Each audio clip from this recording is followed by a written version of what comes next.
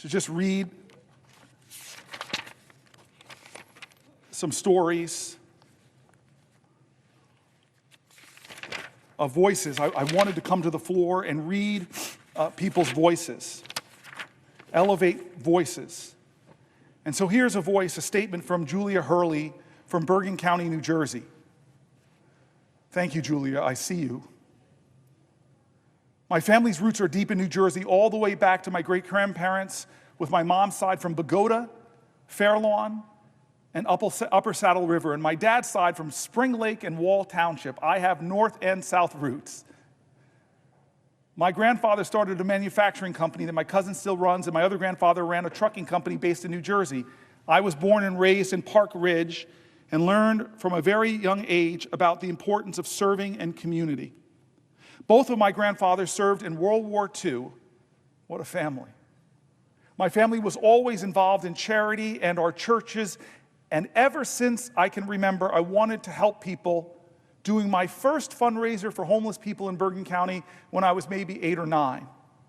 The passion for service took an international bent after I went abroad for the first time during an exchange trip to Germany with Park Ridge Junior Senior High School in 2001 and fell in love with travel. Shortly after that, September 11th happened.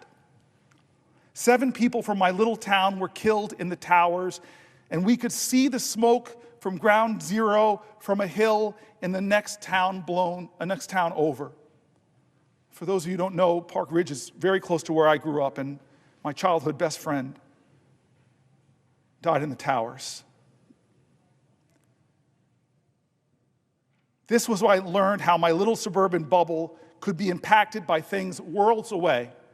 I became obsessed with trying to help and wanting to drive a career that would be in service to my country and people elsewhere so that we would be more inclined, so those people would be more inclined to work with us than against us. I went on to study diplomacy and international relations at Seton Hall University, graduating magna cum laude and determined to work for the State Department at some point.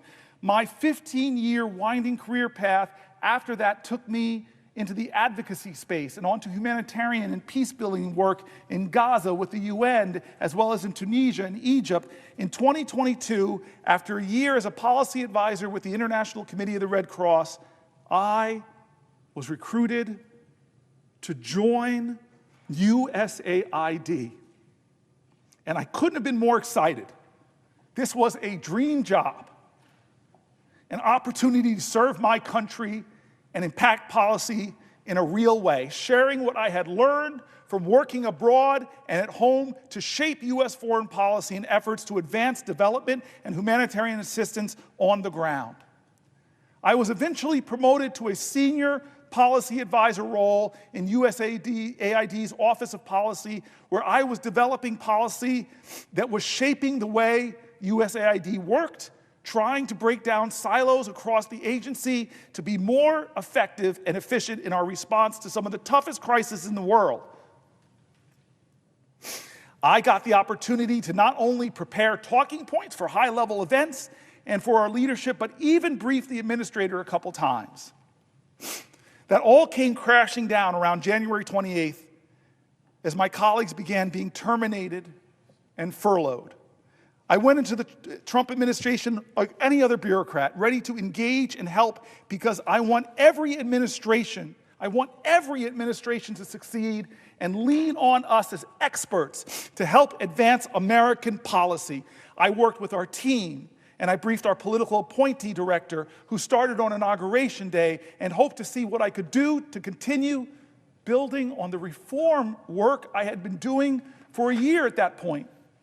Instead, everything quickly unraveled. Elon Musk called USAID a criminal organization that should die, he said. And the President of the United States deemed us radical left lunatics. I was terrified, afraid of what people might do when 2 of the most powerful men in the world were saying things like that.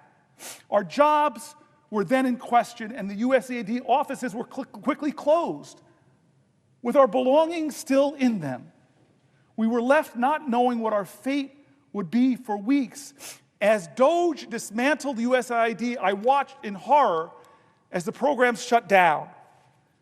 The people we served suffered. And friends and colleagues from the agency and our partner organizations lost their livelihoods and their mission-driven careers. On March 14th, I was finally terminated. I've been heartbroken since, shifting between deep depressions and rage. Because of the sledgehammer approach that DOGE took, the entire foreign assistance architecture was broken. Organizations I would have gone on to work for are going bankrupt, cutting staff, and definitely not hiring. I spent 15 years building up this career that I loved beyond words. Every time I would leave my late father while he was dying in a hospital in 2012, he would tell me to go save the world. This wasn't just a career. It was a calling to serve. I have no idea what I will do next. In some ways, I feel lucky because I got married last May, God bless you, and am on my husband's health insurance, thank God. But he also works for the government, and he could be riffed with a moment's notice. I also have a supportive family who will help me if it really gets bad. But the uncertainty has probably been one of the most painful parts of all of this. Not knowing what will come next and just fearing it will be worse than the day before. All we wanted to do was serve. I want to say thank you to Julia Hurley from Bergen County, my home county in New Jersey. Thank you for your voice. Thank you for laying your pain plain and your anger, making it real in my heart as I know it's in yours. I stand for you today.